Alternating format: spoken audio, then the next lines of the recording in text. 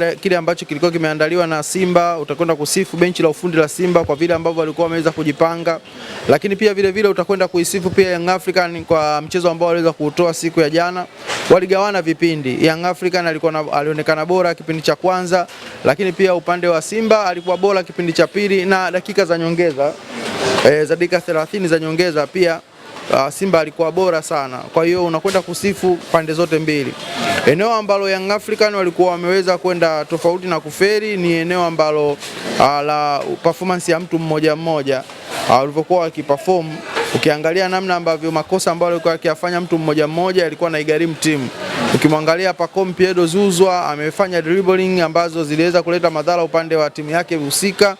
Amefanya mara mbili na aliweza kupoteza wakiwa katika shape ya kushambulia. Anapoteza katika shape ya kushambulia, lakini Simba wanakosa kuwa makini kuitumia nafasi hiyo. Mara mbili amefanya makosa ya namna hiyo, lakini pia unakuja kuona amekuwa hana ile mikimbio ambayo watu wamezoea kuona, afiki eneo la husika kwa wakati. Pacome Pedro Zouzoua ni makosa ambayo yaliweza kuigharimu Yanga, lakini kwa bahati nzuri unaenda kusifu uimara wa Baka pamoja na Mwamnyeto, anakwenda kuifanya Yanga inabaki kuwa salama. Lakini kuna kosa lingine ambalo lilifanywa na Bakari Nondo Mwamnyeto wakiwa wanashambuliwa, lakini mpira unarudishwa nyuma kama back pass.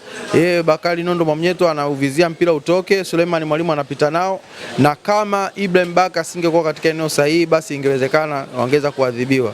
Lakini pia kuja kuangalia maeneo mengine, Simba wamekuwa na hatari zaidi kwenye mipira ya kutenga, na hiyo hatari nafikiri hata video analyst wa Yanga haja study vizuri maeneo ambayo Simba wanapata faida zaidi, na mipira ya kutenga Simba wamepata mara nyingi zaidi.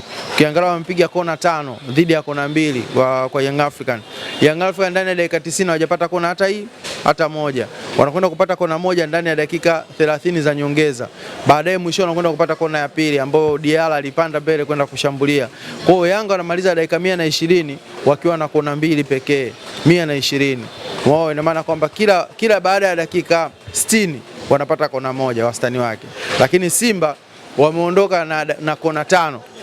Kona 5 ina maana wana wastani wakila baada ya dakika 30 dakika 35 wanapata kona moja. Kwa hiyo unakuja kuona kwamba Simba walikuwa na eneo kubwa zaidi la kuweza kujidai kuliko Young African. Lakini pia kuja kuangalia hata goli ambalo limefungwa na Simba ni goli la mpira wa kutenga, ilikuwa kona imepigwa, inakwenda inakuwa blocked, inarudi kwenye boksi la kuchezwa.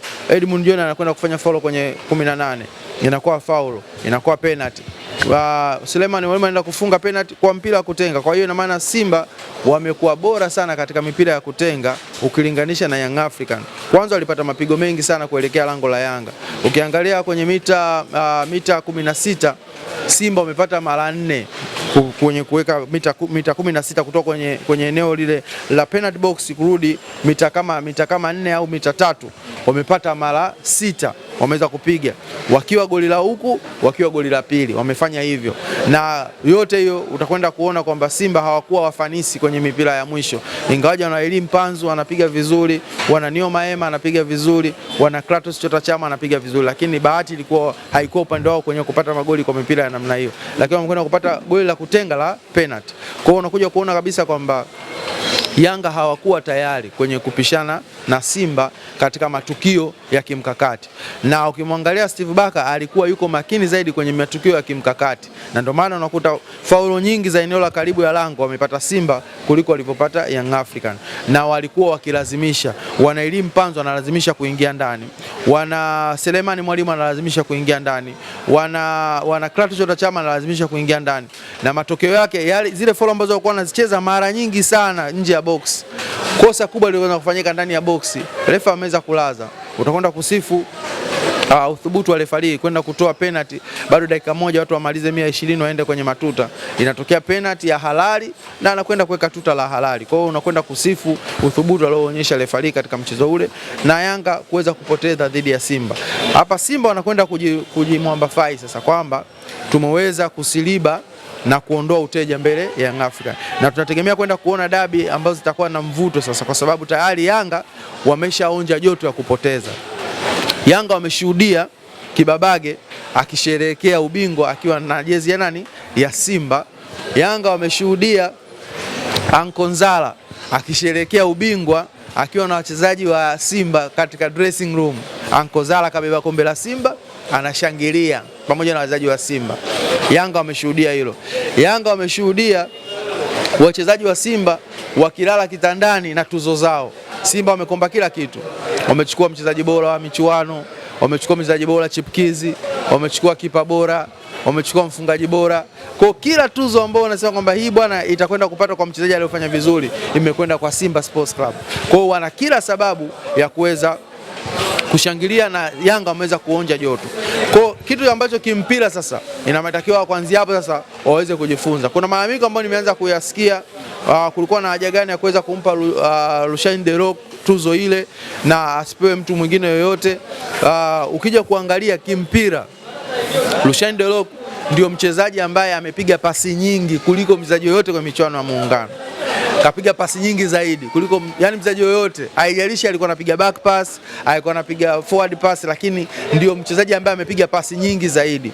Na ukiangalia hata kwenye mechi ya fainali, ndiye beki ambaye amehusika kwenye maanzisho mengi ya shambulizi na kwenye kupiga pasi nyingi zaidi. Ukiangalia Simba walikuwa hawana kawaida. Ukimwangalia Robertinho alikuwa anasema objective kwamba yeye ni kuattack. Lakini alikuwa hawezi kuanzisha shambulizi kuanzia nyuma. Ukimwangalia Steve Barker sasa hivi anaifanya timu ianze mashambulizi kuanzia kwenye lango lao. Tanja Kasari kagusa mpira mara nyingi kwa miguu yake ukimlinganisha na Djigui Diarra. Diarra hajagusa mipira mingi kama ilivyokuwa desturi yake ya mara nyingi kugusa mipira. Tafsiri yake kama Diarra hajagusa mipira mingi, imeguswa na Tanja Kasari, maana yake kwa mabeki wake wamegusa mpira mara nyingi zaidi. Tanja Kasari kagusa mara nyingi, Rushaine De Reuck kagusa mara nyingi, Ismail Tule kagusa mpira mara nyingi. Ukija kumwangalia Yusuf Kagoma ameanzisha mpira nyuma mara nyingi zaidi. Unamkuta Tule, unamkuta Rushaine wametanua mapana ya kiwanja, lakini unakuja Yusuf Kagoma amekaa katikati ya mabeki wawili wa katikati, anaanzisha mashambulizi kuanzia nyuma. Kwa hiyo katika mazingira kama hayo wako sahihi kamati ya tuzo kuweza kumpatia Rushaine De Reuck, kwa sababu kwanza ni beki ambaye amecheza michuano hii mechi zote 3 hajaruhusu goli hata moja. Kwa hiyo unakuja kuona kabisa kwamba katika tuzo ya mchezaji bora wa michuano kumpatia Rushaine De Reuck imekuwa poa kabisa, kwa sababu ukiangalia hata katika ufungaji hakuna utajiri mkubwa wa magoli. Top scorer na magoli 3. Prince Dube ana goli 3, Suleiman Mwalimu ana goli 3. Lakini kwa nini anapewa Suleiman Mwalimu? Kwa sababu goli 3 za Suleiman Mwalimu zimekwenda kuamua hatima ya Simba kuweza kuwa bingwa. Kwa hiyo wanapobeza kwa nini Rushaine De Reuck amepewa tuzo, lazima uweze kuja kwa data kwamba alistahili apewe nani hiyo tuzo. Hebu tuambie nani alistahili kupewa hiyo tuzo. Kama wanasema kwamba if you have no data no right to speak, kama hauna taarifa basi usio unazungumza. Kwa mimi ninachokiona kwa Rushaine De Reuck hakuna shida yoyote, alistahili kuweza kupewa mchezaji bora wa michuano. Ukija kuangalia kwa Steve Barker amekuwa kocha bora wa michuano. Kwa Simba wamebeba kombe, wamebeba milioni 150, wamebeba kocha bora, mchezaji bora wa michuano, mfungaji bora, mchezaji bora chipkizi, kila kitu wamebeba Simba. Umeelewa vizuri? Mimi nitawaheshimu Young Africa zaidi kama wakianza kuzungumza mpira wakisema kwamba tunawapongeza Simba kwa kila walichokifanya. Kwa sababu hapo sitegemei kusikia kelele kwamba Mo ananunua mechi. Yaani hiyo makelele tusiasikie. Kama ilivyokuwa tumezoea huko nyuma Yanga akifanya hivyo kwamba JSM ananunua mechi. Kwa sasa hivi hapa tuvumilie. Tuseme Mo ananunua mechi na Simba pia waweze kuwa na uvumilivu kwamba ikitokea pia Yanga akaja akabeba kila kitu isije kamia upande wa pili. Kwa sasa hivi sifa nyingi wanazopewa Simba, nawaambia wana Simba, sifa nyingi ambazo wanapewa Simba kwa kumfunga Yanga, hizi sifa pia ziende kwa mzee wangu Mangungu. Mangungu pia naye asifiwe pia kwamba Mangungu unaopiga mwingi. Sio timu inafanya vizuri, Mangungu sio timu yake. Mangungu angepoteza ungesikia Mangungu hatufai, Mangungu hivi, Mangungu vile. Kwa sasa hivi Simba inafanya vizuri, tusikie pia wakiwa wanazungumza kwamba Mangungu anaopiga mwingi, Mangungu ni kiongozi bora. Wampe maua yake Mangungu, amewafunga Yanga Mangungu. Na kwenye kampeni zake alisema kwenye uongozi wake ataifunga Yanga, atachukua ubingwa mbele ya Yanga, kachukua ubingwa mbele ya Yanga. Mangungu mpeni maua yake. Sio kila siku tukoja kumsema tu Mangungu ikifanya vibaya Mangungu, timu ya Mangungu ikifanya vizuri Mangungu mnamnyima timu yake. Mpeni timu yake Mangungu, msifieni Mangungu kwa kile kilichotokea.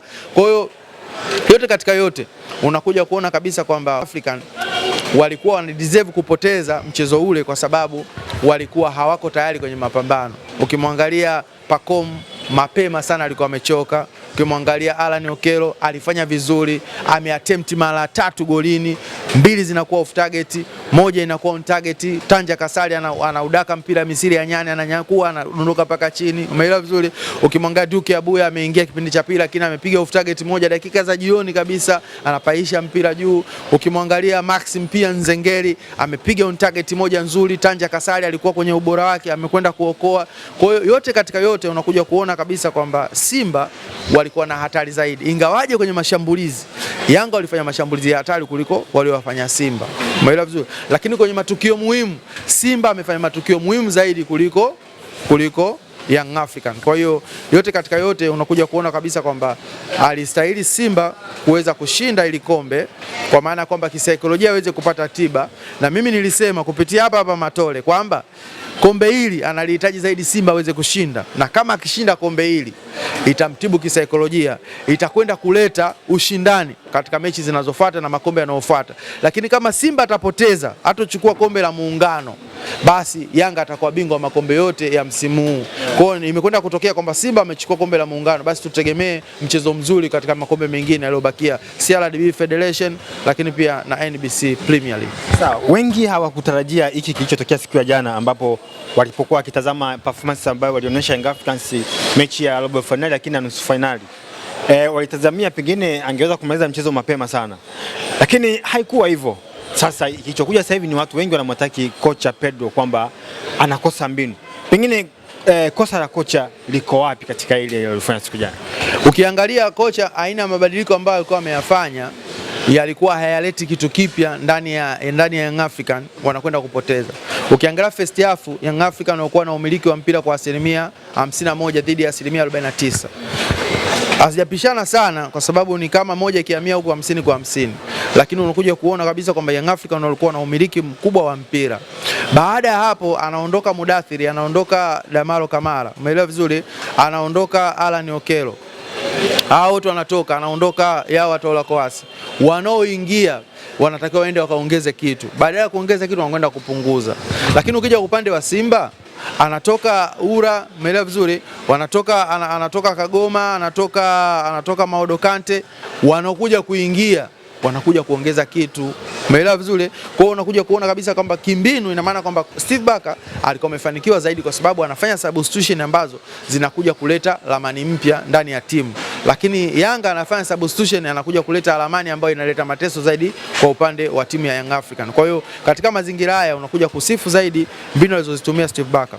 Ukimwangalia Barker kwa Simba wanavyoperform kwa msimu huu kuanzia kwenye dirisha dogo mpaka kufikia hapa, moja kwa moja unakuwa wa kwanza kuamini kwamba Steve Barker ndiye ambaye amekuwa master plan wa timu kuliko mtu yoyote, kwamba yeye ndo amekuja kuiongezea timu kitu.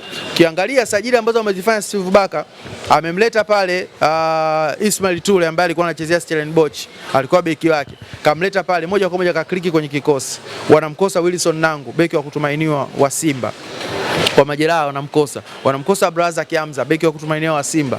Anaingia Ismail Tule, anakwenda kudabo yeye na Rushan Delok, wanafanya pacha yao inakuwa bora sana. Wanacheza michuano, mechi zote 3 hawajaruhusu goli hata moja. Wanaondoka na clean sheet katika michezo yote 3. Viwango vya ufanisi ni 100%. Young African wanacheza michezo 3, wanaruhusu magoli mechi 2, wanaondoka na clean sheet mechi 1. Umeelewa vizuri? Kwa hiyo unakuja kuona kabisa kwamba kwa upande wa Young African wanakuwa wako chini kiufanisi ukilinganisha na Simba kwenye eneo la kuweza kudefense. Kwa Simba wanakuwa wako bora zaidi. Kwa yote katika yote unakuja kusifu zaidi mbinu alizokuwa nazo Steve Barker. Steve Barker huko nyuma historia yake alishapitia jeshi, na ilitosha Simba kumkabidhi mission mwanajeshi kuja kumaliza utawala wa Yanga kuitesa Simba. Kwa amekuja, unaiona Simba sasa ikiwa inakimbia. Simba sasa hivi wamebadilika sana, wanafanya mikimbio dakika nyingi zaidi kwenye kiwanja. Ukiangalia kuanzia dakika ya 60 huko nyuma walikuwa wanapoteza, wanakata moto, lakini sasa hivi inapofika dakika 60 kama wamezaliwa upya. Nixon Kibabage anakimbia, akitoka Nixon akiingia Anthony Mligo anakimbia. Mimi nafikiri kati ya Simba na Yanga vita iliyopo hapa ni vita ya mtu mrefu na mtu mfupi. Mtu mrefu huwa anajiamini kwa urefu aliokuwa nao, mtu mfupi huwa anapambana kulingana na kimo alichokuwa nacho, na vita hivi mara nyingi sana mtu mfupi huwa anashinda. Umeelewa vizuri? Kwa hiyo Simba wamejiona kwamba wao wamekubali kuwa watumwa mbele ya Young African, wanakimbia mita nyingi zaidi kuliko Young African, na ndicho ambacho kimeweza kutokea. Sasa hivi Yanga wamepoteza ile effort ya kuweza kupambana kwa kutumia spidi na kutumia nguvu. Yanga hiyo work rate imeshuka kwa kiwango kikubwa sana. Mwanzoni mimi nilisema kwamba Yanga eneo la fitness kuna shida. Yaani eneo la fitness kuna shida. Kama sio kocha wa fitness basi ile department ya fitness pale kuna shida. Yanga wamepungua, wameporomoka sana kwenye fitness level. Iko chini sana. Yanga ambayo imezoeleka ni Yanga ambayo ilikopo jiwe nginja. Sasa hivi imeshuka kwenye eneo la fitness. Lazima wafanyie kazi hilo eneo. Na kwa sasa hivi walipofikia Simba, nothing to lose. Wao wanachohitaji waweze kuandika ubingwa, wapate ubingwa waliopoteza kwa misimu 4 mfululizo. Kwa hiyo wataingia kwa jasho na damu, watapambana mpaka tone lao la mwisho. Tulimsikia Alikamwe anasema kwamba Yanga wanaingia kupambana kufia uwanjani. Sasa ile ilikuwa ni spirit ya msemaji, lakini wachezaji uwanjani sio kupambana kufia uwanjani. Simba wana spirit ya kupambana kufia uwanjani. Mwangalie Nixon Kibabage anavuja jasho. Mwangalie Libase Gwaye. Mwangalie Kratos Chota Chama. Watu wanasema umri, lakini angalia mikimbio anaoifanya. Anafanya running za kutosha. Kwa hiyo kwenye kujitoa hadi mwisho, Simba sasa wameanza kupata hiyo spirit ya kujitoa hadi mwisho. Kwa hiyo mapambano yatakuwa makubwa sana katika mechi za usoni zinazofuata za Simba na Yanga. Sawa. Sasa hivi ni wakati sasa ambapo watu watakao wakubali kwamba Simba ni bora kuliko Young Africans. Ukisema hivyo moja kwa moja inakuwa sio sawa.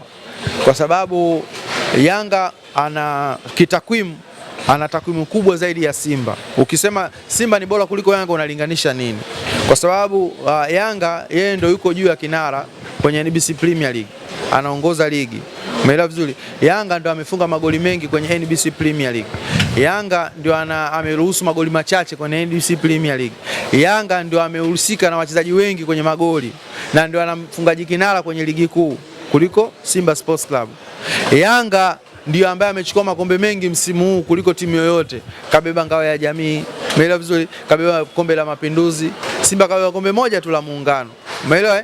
Kwa hiyo ukija kulinganisha kwamba Simba ni bora kuliko Yanga, utaulizwa unalinganisha kwenye kipi? Ila kwenye michuano ya muungano, sawa? Simba amekuwa bora kuliko Yanga. Kwa nini? Kwa sababu Simba amemtoa kocha bora. Simba amemtoa mchezaji bora wa michuano. Simba amemtoa mchezaji bora wa michuano wa chipukizi. Simba amemtoa kipa bora. Simba amemtoa kocha bora. Simba ametoa ubingwa. Umeelewa vizuri? Kwa kombe la muungano ukiniambia kwamba Simba ni bora kuliko Yanga kabisa na kukubalia. Yanga karuhusu goli 2 mechi 2. Simba mechi 3 hajaruhusu goli hata moja. Simba ni bora kuliko Yanga kwenye kombe la muungano, lakini in general bado Simba ana kitu cha kufanya dhidi ya Young African. Bado kusema mapema sana kwamba Simba ni bora kwa Yanga in general.